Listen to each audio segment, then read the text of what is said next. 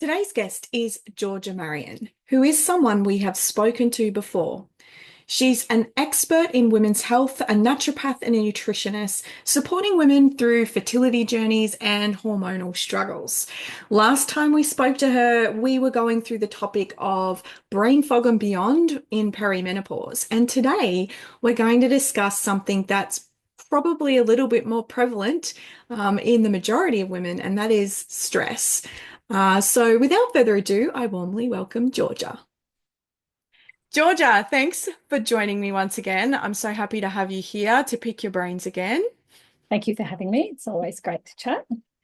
And so today, we were talking offline about how big of an issue this is and how subjective it can be and how difficult it can be to quote unquote diagnose or to even ascertain if this is a real factual thing occurring in someone's well-being, but in particular women, which is what Mm. we're going to focus on today. But we're talking about stress. So, um, let's start with you're in clinic every day.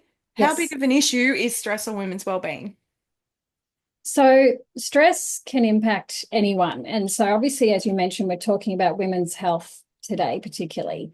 It can have an impact, what I see in clinic from pre-teenage years right through to post-menopause and every life stage in between. So when we're talking about how big an issue it can be, it can impact a woman's nutritional status. It can impact the functioning of many body organs and tissues, such as your musculoskeletal, gastrointestinal, cardiovascular, your adrenal glands, immune systems, nervous systems, all that. And of course, extending from that, it can impact the hormones that are involved with those systems, such as your reproductive, obviously an area I specialize in adrenal hormones, thyroid, blood glucose, insulin, and on. But I do think it's important to clarify when we're talking about how big an issue stress is. I think it's a little bit like carbohydrates in health circles in that it's somewhat demonized that it's all bad all the time for all people. But it is an Very true. important part of our bodies and our minds functioning well. But Mm. like when we talk about hormones, it's about balance. It's when there's too much of it for too long that the wheels can start feel like they're falling off. And Yep. that's when it becomes an issue. So Yep. I think of it and I explain to patients a little bit like your body is like a car Yep. and having the tires on your car. So if your tires are in good shape, if the body of your car is in good shape, it can handle the impact of a few bumps on the road because stressful moments and events in our lives are unavoidable. But if your car and your tires are not in good shape, the impact of that stress from that bump or various bumps is going to be more significant. Mm. So the impact of stress in our body and our minds, whether it's positively or negatively impacting our body systems, depends on a lot of factors that then impact the health of your body and your car, if that makes Mm. sense. Yeah, Mm.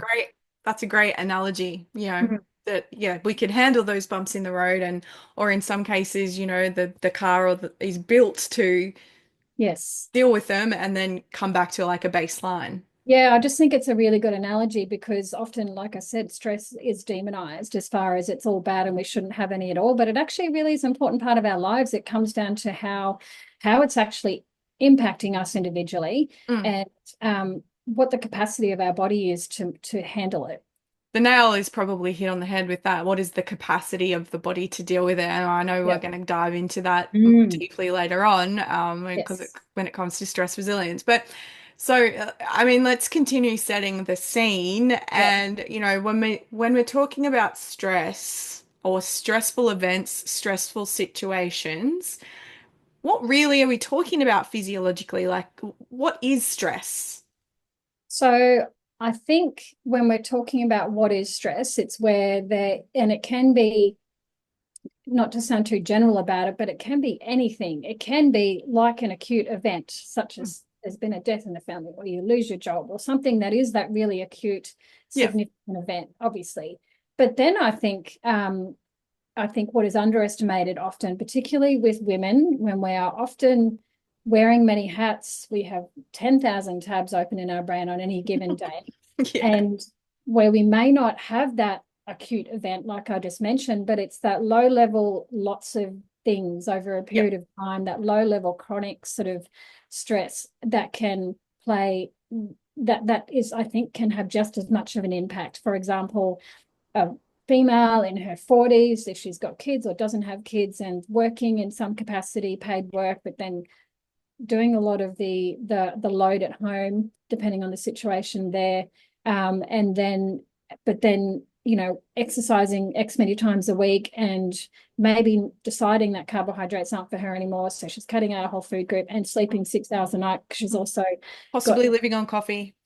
possibly, using caffeine and stimulants as a way to get through the day, because then there's also a lot of women in their 40s are also managing, say, parents that might be unwell as well. So I think it's Yes. it's both of those. It's that acute significant event that we all associate with being stressful, but then I think it's often underestimated the impact that all that low level things that are considered normal life Yeah. that can have an impact, particularly when we're not, going back to the car analogy, particularly when we're not doing the things that that enhance our body or our car's capacity to handle the impact of those things that can be unavoidable. Yeah. Yeah. Mm. And I think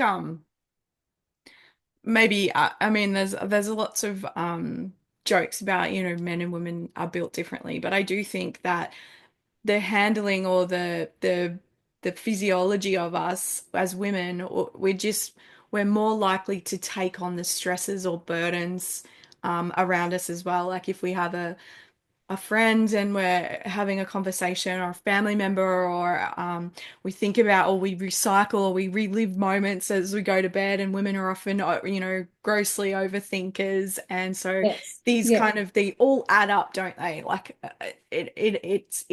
it's a higher, it's almost like a higher demand that they're under all the time, the mental load of running the household, and what things do we have to get at the next grocery shop, and what's Yeah. my child got on the school calendar, and oh my goodness, they're about to grow out of their shoes, they need those. Is my husband traveling for work? Is Yeah. and That, and then that the combined work with deadlines, and yeah, and I was just going to say, as well as the reality of what our day to day and our weeks look like, I think there's also the expectation that we put on ourselves, whether that's from a societal level or an individual level. Often it's a combination of all of those, as far as how, what we should be doing, what our life should look like. And yeah, so often we are setting ourselves to a really high standard that may not necessarily be required, so, and then again, not necessarily considering what the impact of that is. Saying yes to every social function you get invited to because you don't want people let people down, because then people will think XYZ. And so, do you know what I mean? When you really don't, you might want to go to 50% of them, like that kind of thing. And like you mm, said, that I guess everyone, speaking generally, but generally speaking, females, it's like our brains. I heard an analogy a couple of years ago, the difference between male and female brains. mm, It makes complete sense to me. It's like female brains are like a whole bunch of wire and everything is connected. So when we're thinking, okay, I've got to do this, like you just said, this, and then I've got to do that and that kind of thing. Whereas male brains, they're better at just being focused on that one thing. And I know there's often jokes around that, but they're better at looking at that thing. It's like their brain is like a whole lot of boxes, and every box is one subject, and you can't have more than one box open at a time. And that made sense to me, because when we're thinking 5 steps down the track at yeah, least on what they're doing right then, which is the first box. So I think yeah, we can both learn from how each of our brains are. yeah. One's not better than the other. Have some compassion for it. Yeah. But when we're talking about stress and women's brain, when we are thinking 10 things at once, and where that comes back to that sort of low level, all the things in our head and then all the things in our life and the physical manifestations of that, I think is where a lot of it can come from. And then that can then manifest, as you mentioned, in physical or psychological, emotional. Often it's a combination of those. Yeah. Mm. And like you said, women can be often, they're constantly like that hamster in the wheel, and you've just got to keep running, right? And so, sometimes they may not think, it might take years to realize actually you've been under stress for a pretty long time, because you Yeah. don't necessarily feel or have an objective measure that you are stressed, even though you are under That's stress right. It's a bit constantly. like I say in clinical appointments, it's a bit like that frog in the pot, like as far as you take a little bit more on, or you have a bit more responsibility at work, or you, which is great and exciting, or Yep. there's, have another child, or there's, any of the things that are all really familiar to a lot of us. Yep. And so it becomes really normalized. And then it's busyness is normalized, and feeling fatigued in your 40s is normalized. And then it becomes that, oh, this is just what it's like when I'm doing lots of things, and or a woman might go to the point of feeling like something's not right, and may go to get, some assessments about that, but may not necessarily be listened to. And Mm. just that, again, that sometimes response they may get where it's normalized, oh, just tired, just go get some more sleep, or just don't be stressed. Yeah. It's like, so I think like I sort of touched on, I do think, yes, there's the acute events, and obviously they're significant, but I think more often than not, I'm seeing in clinic is where it's that all the things all over a long period of time that have happened with that frog in the pot type of thing, and then it manifests in a particular way, such as fertility issues, or a menstrual cycle not going the way, whatever, energy levels, and on and on. Or a So sudden surge in anxiety, insomnia. yeah, It could or be suddenly different being things. able to not tolerate foods that previously have never been an issue for you, or Another great one. things like that. Yeah. Yeah. So Yeah. um yes. Yep. So, alrighty. Obviously in your clinical work, when you're talking with women, the consultation itself and the things that you discern from Yep. there will give you a great picture of whether or not they're under stress. But in terms of like, can we test for it? Do you run tests, or are you just investigating specific things? So I would say both, or all of that. So All when of we're the above. looking at the impact of excessive and a chronic stress, just to emphasize that that's what we're talking about.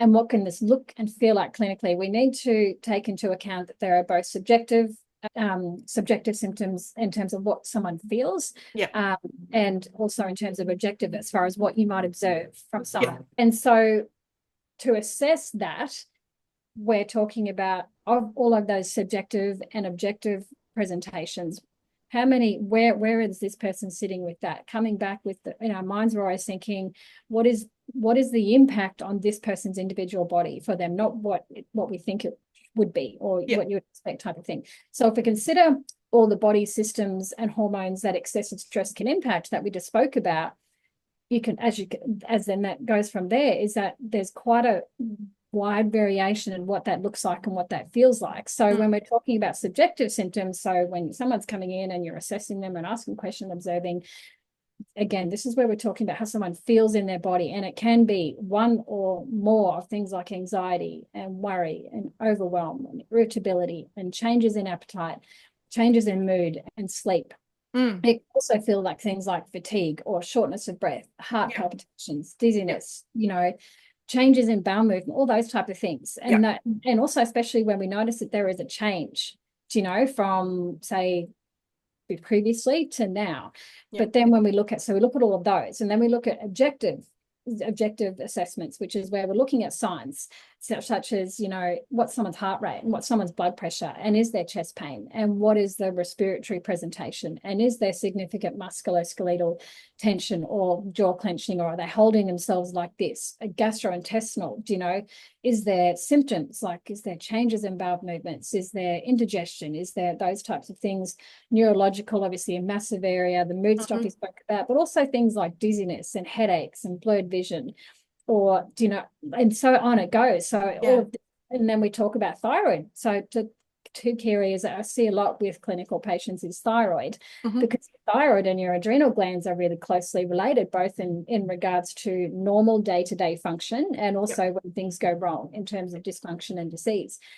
And thinking back to our car analogy, so when we have that chronic, especially that chronic low-level stress, like a car driving around with bad tires, Yep. the impact on our adrenal glands and our overall body can be significant, because the body is always trying to bring us back into balance in one way or another, and it uses what it can. So it does this by, for example, increasing your stress hormones, or it, inflammation might increase, or it'll have an impact on your intestinal permeability, or that Hmm. type of thing. So then, and so that's why I sort of touch on, we're looking at, okay, objectively, these are signs and symptoms that someone's having, but then how is their body able to have the capacity to handle that or not?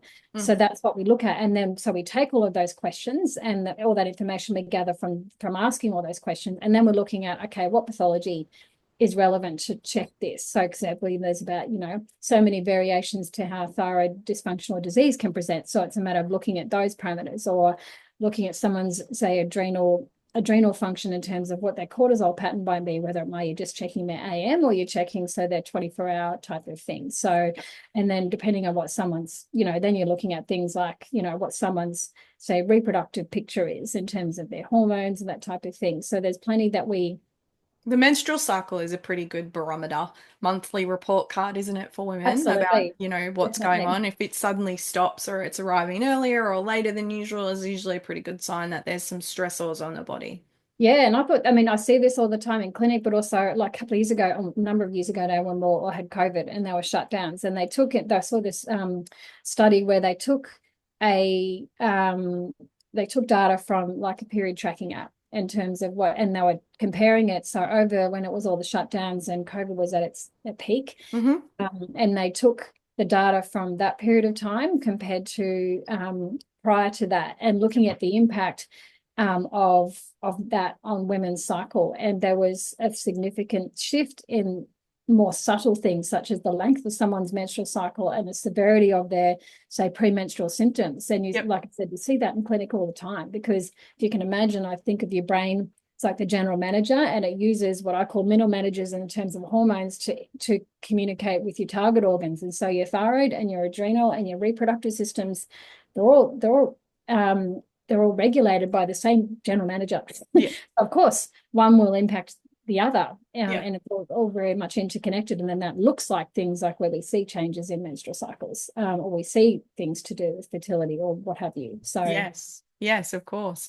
And mm, obviously too, we know that there's the gut brain connection is mm, massive, and as soon as you sort of start to feel, you know the feelings of stress are often felt in the stomach, and then often turn into gastrointestinal symptoms, like you said, intestinal permeability, diarrhea states. Those kinds of things are often associated with that hyper anxiety, hyper stress type scenario. But that in and of itself also is kind of fueling the fire by depleting the resources and the things that we need to kind of counterbalance it as well. And by that I mean, like, you'll stop digesting your food as well, or you might start making poorer food choices because you stress. You might stress eat, yeah, or you might yeah.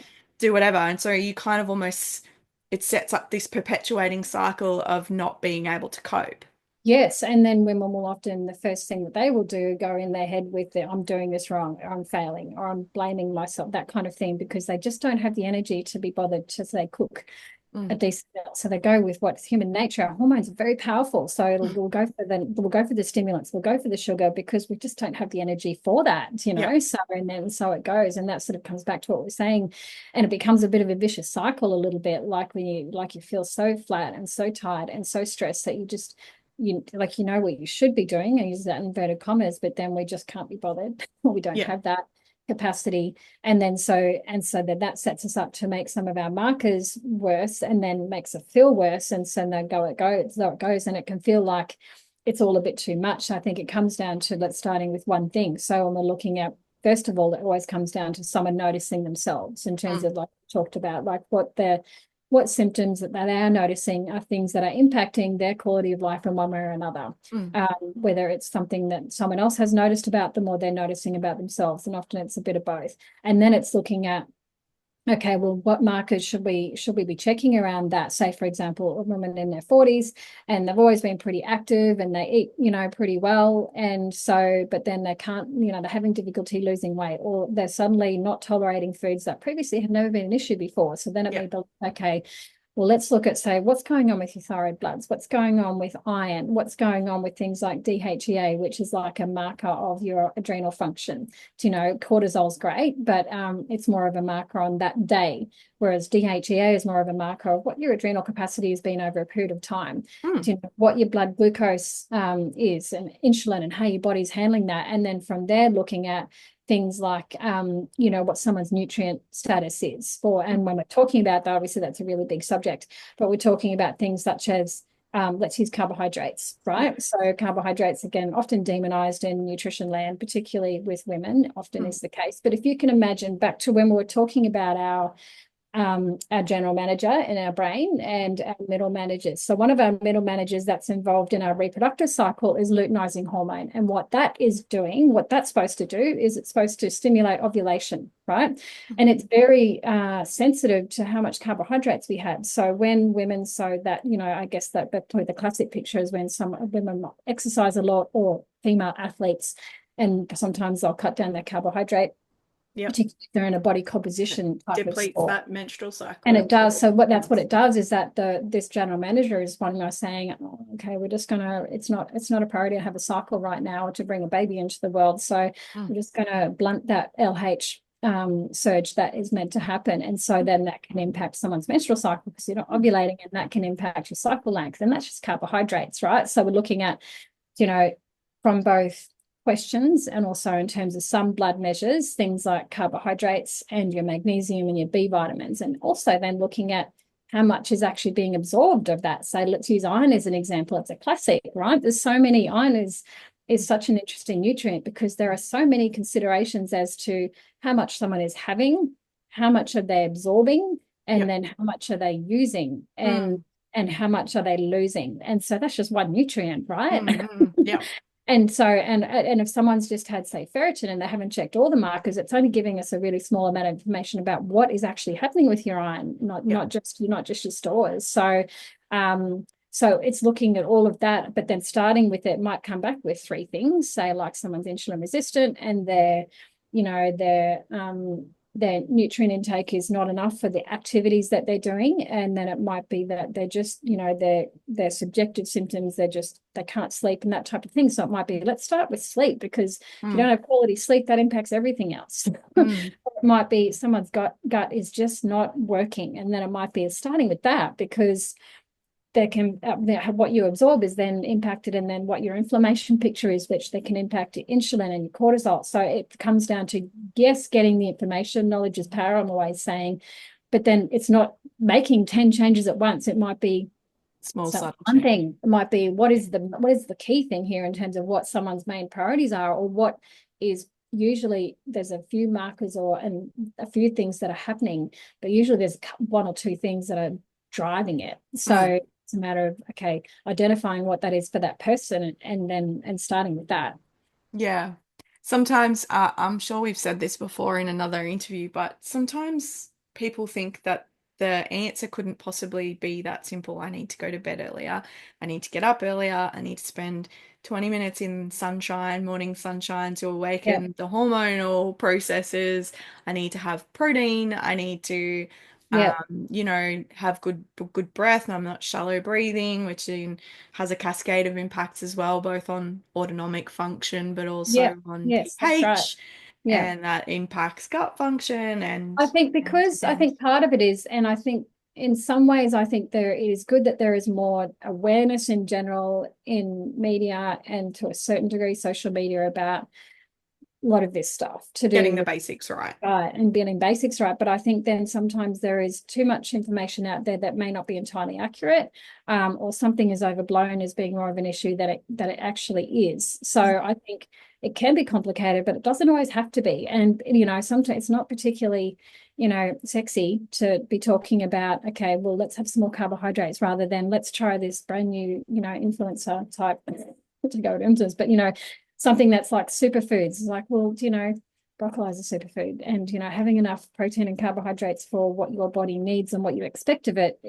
can have superpowers. Yeah. So I think it can often, there's a few steps involved, not to simplify it too much, but often it's not complicated. It's a matter of coming back to, what is it for you that is what's happening, like what are the external triggers, what is the impact that it's had on your body, that it's out of balance, and then how is that presenting and how you're feeling and the symptoms that you're experiencing, and then what can we do to bring that back into balance, is what it's that flow chart of what you're always looking at it from that point of view. Whereas often is normally the case, or can be the case, is that there's this something might be advertised as, oh, you should do this, you should have more of this, you should. And so it's a bit of a stopgap approach because people don't necessarily know where to start. So I'm going to start with this and that kind of thing. And sometimes that works and sometimes it doesn't. Yeah, because But we're all physiologically different. that's right. And then always comes down to that physiological difference. I think we always need to take that into account, and also with Yeah. different life stages. What worked for you in your 20s in terms of how you ate, how you move, it's not necessarily going to work for you in your 40s, but Which sometimes is, it that's an will. absolute classic statement right there. The amount of people that you speak to as you start to enter into that 40-year age bracket, it's like, wow, all of a sudden, you know, I don't have the tolerance for foods I had once, or, suddenly my skin's flaring up, or suddenly I've got weight gain, especially around the middle, which is typically associated with stress, like, Yeah. and I can't budget, even though my exercise level hasn't changed and fundamental aspects around diet hasn't changed, but there's, obviously shifts in hormonal changes that are Yeah, driving shifts. There's that. often shifts in cortisol. There's often shifts in your insulin metabolism capacity, so insulin, glucose, that type of thing. Mm. And often there can be shifts in someone's thyroid function. And that just taking those into account, let alone say like exercise. How much is someone exercising? And someone might have been someone that ran in their 20s and they ran 6 days a week and that worked for them. But then doing that in your 40s and going with 10% carbohydrates, that energy intake, like that's just not sustainable. The body's just not going to respond very well to that. And that's where you're getting things like that imbalance in your cortisol patterns and the impact of that. And then you might be getting things like, say more injuries than you previously did. Your injury profile is different, or you're just not Mm. recovering very well, and all of that. So I think it always coming down to, without sounding too woo-woo about it, when we're coming back to talking about stress, we always need to keep tuning into where we're at our life stage now, and what I'm doing working. Mm. When we're talking about that, we're Or is talking there about a better how you're way? eating, how you're moving, what is your downtime look like? Is there any? Yep. you Your know, sleep. and also that those thought patterns and thought processes as well. Like I think it's always coming down to, is that working for you or is it not? And tying back to what we started with, which is if it's not working for you, it'll be things like your energy levels. It'll be things like your mood is changing. It'll be things like just feeling like you're not coping, or any number of the physical symptoms. More snappy than usual. Yeah, Harder it'll to get be up in the any of mornings those and get things. And particularly moving. when it's not just on this one day I had 4 hours sleep, so I was snappy, but otherwise I'm good. It's like where you're seeing a pattern of this over Mm. an extended period of time. That's what you're looking for. So, and that I think it's important to clarify that, yes, it's really common, but it doesn't mean that It's normal. it's normal in terms of it's not, it's it's common in terms of it's very normal, the whole talk around busyness and I'm tired and all that kind of stuff for women in their 40s. But there's your body's always trying to tell you something, in terms of it. And so Sometimes it's a quiet whisper and sometimes it's a I was really just loud about to say, shout. I liken it a bit like a toddler in terms of, when our toddler is just having a bit of we might ignore it. And it's a bit like that with our mild symptoms, particularly when it comes to stress, because they can they often feel so generic, and they can often be attributed to something like, oh yeah, that person cut me in front of the road or whatever it might be. I'm not getting enough sleep because I've got that type of thing. So the body whispers, and then it'll start getting louder and louder. And sometimes it can be, it's only when it's had a full-on tantrum in the form of a particular, like a big health, say crisis, or a big health confrontation, that we Mm. might listen, type of thing. So I think Yeah, or it's you come down with something minor like that wouldn't normally take you down, like a basic cold. And then, but you yeah, have this like picture of never well since. You just yeah, can't seem to get the engine into like second or third gear yeah. on the Yeah, other that's side of right. it. And so that's why I still use the frog in the pot analogy, where often, like, someone might have never got sick and then they're noticing they're getting, like, respiratory infections 3 or 4 times a year. And rather than taking 4 or 5 days, they're getting, like, it's taking 2 weeks and they still have that low level, that type of thing. So, for For example, those who probably, maybe not everyone knows the frog in the pot analogy, but like oh, yes. explaining that one away is like, if obviously Mm. if you had a pot of boiling water and you pop a frog into it, please don't do that. But if you did, they would quickly touch that water and they would bounce on out of there. Yeah. But if you conversely, put a frog into a pot of water and then bring it to the boil slowly. So that's what we're Mm. talking about is like a slow boil, Yeah. and the frog will stay in there until it's dead. That is the analogy. Yeah, that's right. And I think it's such a good analogy for, I think, modern women's life. 100% it is, isn't Yeah, it? it really is, because I think we're all, and I think comes down to, again, without wanting to sound too woo-woo about it, but it comes down to that self-awareness. Mm, Because, and there is there is so much information coming at us about everything and about, say, all of this health space. And often we can be externalizing too much about what we should be doing. And yes, some of that might be relevant, but it's always going to come back to, what is it for me, though? Like, for some people, say CrossFit 5 times a week works for them. Other people, that's not, that's like yoga is whatever it might be, type mm, of thing. It always comes down to, okay, is this working for me now? mm, And how can I adjust that? And what extra support can I be adding into my day, my week, my life?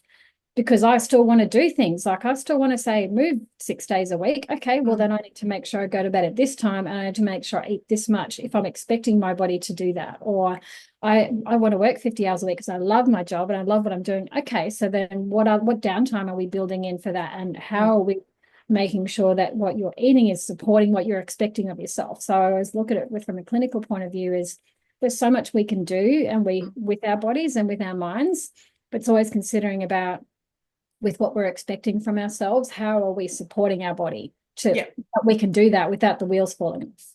So, I mean, I know taking into account everyone is biologically Yes. different, but based on your experience, if you Mm. had to pick a hierarchy, let's say top three, Top three. like what do you find are the things that make the biggest impact to I think 100% has to be diet first, and not, no, that's really boring, but as a nutritionist, it's always what I'm going to say first. And for a Mm, couple of reasons, is because supplements obviously can be great, but you cannot out supplement a bad diet. You just cannot. no, It's we've all supposed to tried be, it.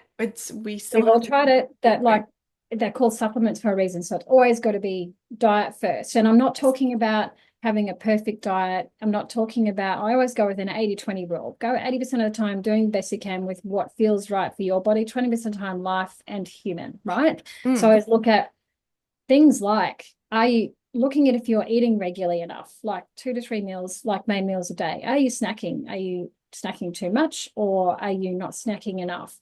Are you consuming enough energy for what you're expecting of your body? Are you having enough of your macronutrients, like your proteins, carbohydrates, and fats, like the carbohydrates we're talking about for beneficial fats? Often they're mm, often minimized as well, and that can have an impact, because if you imagine your beneficial fats, they're literally part of the raw material for your steroid hormones, which makes your reproductive hormones, right? So mm. something Yeah, simple as and that. cortisol What equally is the too. quality of what you're eating, and like the nutritional density in terms of, if you're having carbohydrates, what does that look like in terms of, are you getting it from your vegetables and your whole grains, or is it more from predominantly processed sort of white carbohydrates? Yeah. And are there issues with absorption or intolerances that are impacting what you're eating? Because often we can minimize that because we're not tolerating it very well, or your nutrient status. And I think they're really good questions to start with. And then you'll find one or two things that are, oh, actually, I didn't realize that I don't have breakfast like Mm, 5 days a week. I just can't, that's become normalized for me. But then I'm reaching for something that's really sweet at 10 a.m. type of thing. And it might be, okay, well, starting with that might be, so diet, I think, again, information is power. So it comes down to those pretty simple questions to be looking at, to say, okay, so, and then making adjustments from there, like we've touched on before with women in their 40s. Often there's not enough protein that they're having, but or the quality of what they're having is not necessarily appropriate for what they need. So the first one, there's a few sub things in there, but diet, always starting with diet and looking at that, and always checking in with what needs to change around that. yeah. The next thing is then looking at, again, exercise as part of a general exercise, and I'm going to say mind body type of strategies. So what that might Hmm. be for you, exercise and stillness, that sort of contrast, but both equally important.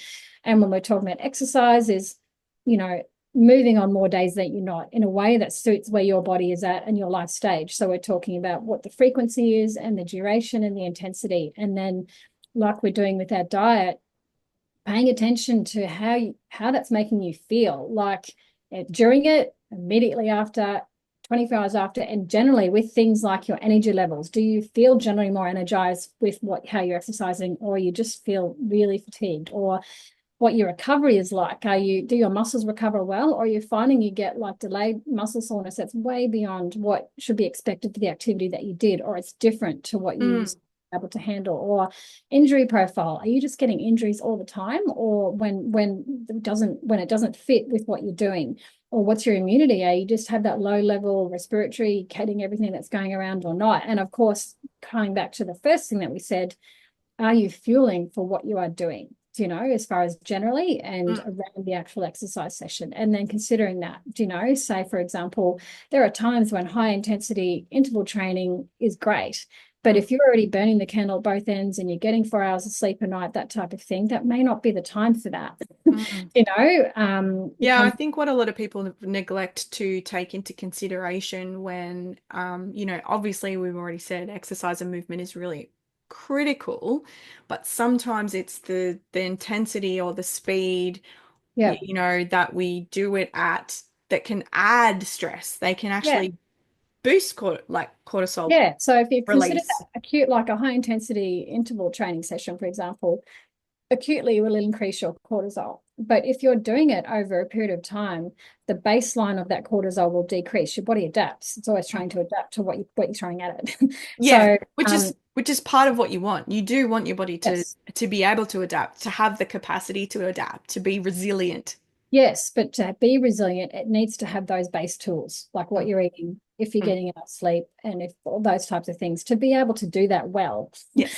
Otherwise it's going to take from another body system or take from another area of your body to Yeah. Repeated to pay do for. what you're expecting you're doing. So the first thing we're speaking about diet, and the second we're talking about exercise. And I think, and then obviously beyond that, those two being the key, I guess, basis is then at times there's appropriate supplementation that can support you. Again, saying that it's not replacing your diet, but we're looking at particular pathways or particular nutrients or what have you that can really add that extra support on top of what you're doing with your eating, and around what you're moving. So, and then that also ties back to, as far as what we do and what we use, the knowledge is power comment that we made at the beginning, such as, okay, well, we know what are the main areas here. So it might be, then that ties into what we'll do about that. So, is it immune system support? Is it mainly, that's the thing. So with, there's lots of amazing herbs we can use for that, vitamin C, zinc, mushrooms, medicinal mushrooms, that type of thing. Or is it nervous system support, like things like, your herbal adaptogens, like your ginsengs or your passion flower and your kava or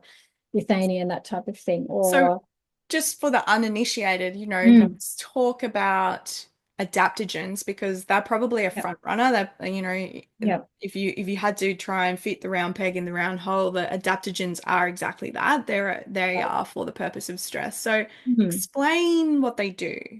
So they're not stimulants and they're not depressants.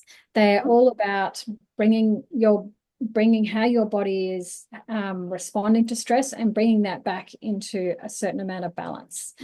Basically what they do. So so that's why they're not, like, there are some, for example, that are a little bit more stimulating they might use in certain circumstances, and there are other ones that are just more that I liken it to be a little bit like you feel like you're holding your breath and it likes you're just having an exhale.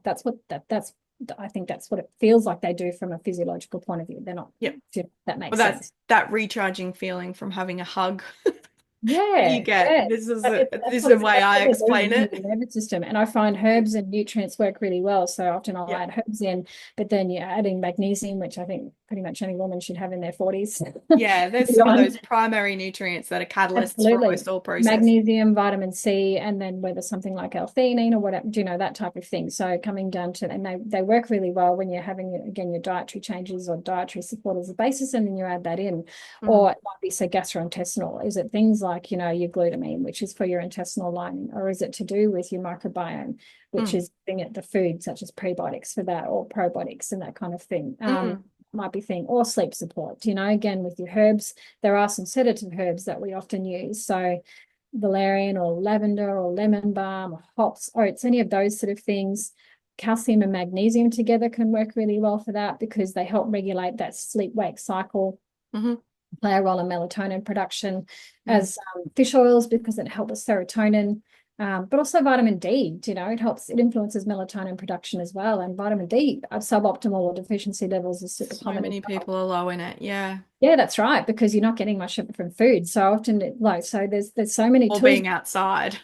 or being outside because of the sun safe message. And Yeah. so I test for vitamin D a lot because it's got a lot to do with menstrual cycle and fertility and what have you. And more Mm, often than not, it's suboptimal levels. It's more the exception than the rule that women have sort of optimal levels. So, yeah. and because it's interesting, because it's a nutrient and a hormone in terms of Mm, how it's on the body, it impacts most of our body systems. mm. So, yeah, so it's a really, so that would be what I'd say. There's a lot of sub points in there, but broadly speaking, diet, exercise, and stillness. And then after that, looking at, okay, what supplementation can be helpful to support those processes or those pathways that are out of balance because of all the things that we started with.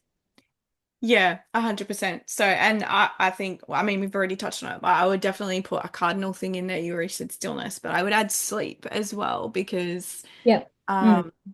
um, without quality sleep, you are much less effective at coping with the challenges of the next day. And, Yeah. we can Yeah. build up sleep debt in the sense that, for every hour that you've lost, you kind of need to make it up elsewhere. There's great Yeah. evidence to show that, a night of lost sleep will impact the next day's blood sugar and insulin responses as Mhm. well. So then if you are reaching for those stimulating or high carbohydrate snacks, you're actually physiologically less likely to be able to cope with them as well, which then, has a cascade effect on a depletion of other things in the system. Um, Yep, that's ev- right. So Even those never well sins. So, after you feel sometimes people feel like there's a catalyst with like a cold or a flu or something that they've come down with, a gut bug, whatever it might be for them, and then that they just haven't been able to recuperate beyond that. But there's some interesting stuff there, like around impact on the gut, impact on yep, that's stomach right. acid, even impacts on at a cellular level. Say I was reading something this week about um, you know, a parasite infection can have at a cellular level a blocking effect on some of your B vitamins, which are crucial for Yeah, right. That's really mitochondria and interesting. energy production. So Mhm. interesting stuff when you sort of start diving deep into it. Yeah, so and like taking sleep as an example, depending on where someone is at, like is it like if someone's perimenopausal, often one of the impacts of that can be sleep disruption, whether it's Mm. from flushes or whether it's from the hormonal fluctuations that are happening, and so and bringing that on, or is it that really busy mind and so you're not able to fall asleep because of that, or is it because you're on a screen until like 8, 10 o'clock at night? Is it, is it all of those Mm. things? Yeah, so I Oh think it. yeah.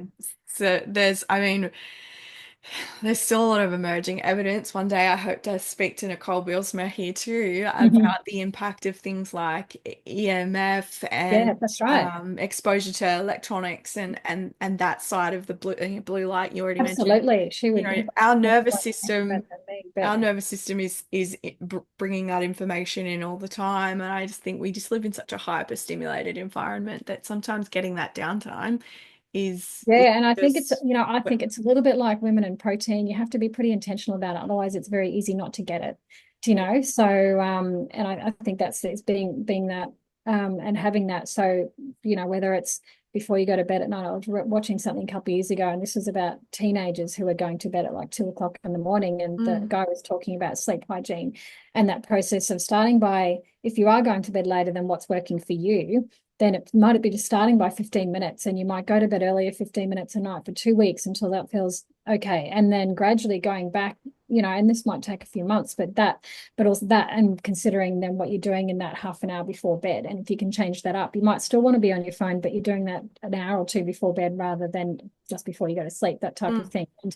part of also what he was talking about is those sleep cues, is that if you're doing the same thing every night, such as some people like to have, something hot before you go to bed and just doing some stretches or reading a book or whatever it might be. And if you're doing that consistently, it sets up that hormonal cascade that helps fall asleep type of thing. And considering what you're doing in that lead up to bed is helping that hormonal cascade or if it's hindering it. So, yes, so I agree. But then also and then looking at all those habits as well.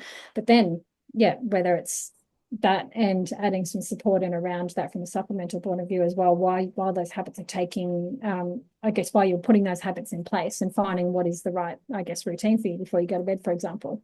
Yeah. Mm. Yeah. All amazing points to consider. Have you got anything before we wrap up? Have you got anything to add to this list, or have we? Oh gosh, I think we could keep going on, but what I would say is that I think um, when you're in a position of feeling overwhelmed, where you have the awareness that things are not right for you in terms of how your body's feeling, and you're not quite sure where to start, I just think start with just one thing Mm, is what I would say. It doesn't, and you don't. It's not about perfection to feel good. mm, Is what I would say. Start with one thing. Looking at having a really good look at where things are at for you. Like we're just looking at your diet briefly, looking at, your habits before you, whatever it might be, and just starting with that, going to bed 15 minutes early, or okay, I need to consider how my food is and that type of thing. I'm getting some extra advice if you need to, but just making it about the one thing to start that feels like it's achievable, and starting with that. And you might make a list of 10 things, but it might be, I might do this over 6 months, but I'm going to mm, start with one thing. mm. Yeah. Much like I find sometimes people go really all or nothing. They'll make their list of 10 things and they'll It's not try and do it all at sustainable. once. No. Yeah, Yeah, it's way better to eat sustainable. the elephant a bite at a time, right?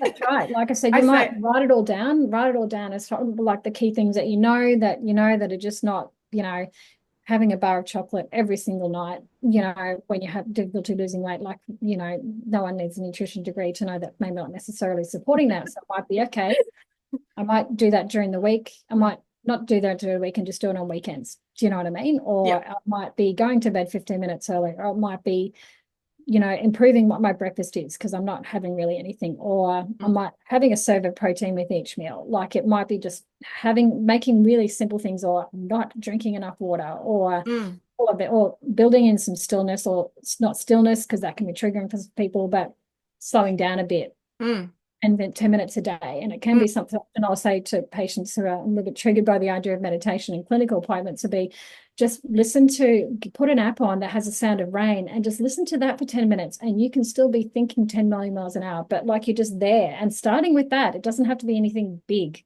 mm. but I it's find that. I tell people constantly like to take a deep breath till you feel like your lungs are so expanded that you can't Mm, breathe anymore. And once you get to that point, then take one more breath in, one more quick, and then yeah. breathe all the way out until you feel that you're completely empty. And then do the same at the opposite end, like one quick breath out, and then do that. You do that 5 times in a slow succession, especially for people getting really worked up. Mm. It's just such a great reset, and it's something Oh, that I it is. think you could start and end your day on, and it could be that one thing, and it does have it's so simple, breathing, but we Oh, all it do it really is. actually And I was quite talking poorly. to one of the other clinicians at the clinic I work at Fertile Ground, and she does potato breathing, and just talking with her how powerful it is, and how often we just underestimate and don't really have that Mm, awareness about how we're breathing every day. And it was yes. found that I loved hearing about that, and just that reminder of that's so true. So it doesn't have to always be complicated. Butago is fascinating. The Mm. impact of breathing on pH of the blood, of the gut, of all the things. Yes. But I remember listening once, it's a little off topic, but to someone talking about buteyko and how many women have like pelvic floor dysfunction, and the fact that, your diaphragm attaches on both sides to the hips down to the pelvic floor. So that the intake and the up and down movement of the diaphragm has like a stretching and changing impact on pelvic floor. And even without clenching and moving, doing all of that, it has a positive impact on it, but it also is Mm. positive on nervous system and the cascade of things as well. But I remember thinking that going, there's so much more to breathing that we've never been fundamentally taught. Yeah, so true. Yeah, I would agree with that. So yeah, so Hmm. I guess, I mean, we could keep going on, but I We think that's absolutely could, the but key is we'll call it a day there. let's call it there. But Yeah, thank you so much. I always anytime. love chatting to you, Georgie. You know that it's one of my favorite brains to pick. Absolutely. I love a good All nerd things session. women's health, you're an absolute superstar at. So I always find myself reaching out for your brain to fill in my gaps. Thank you. It's great to be here. I love chatting. Thanks so much.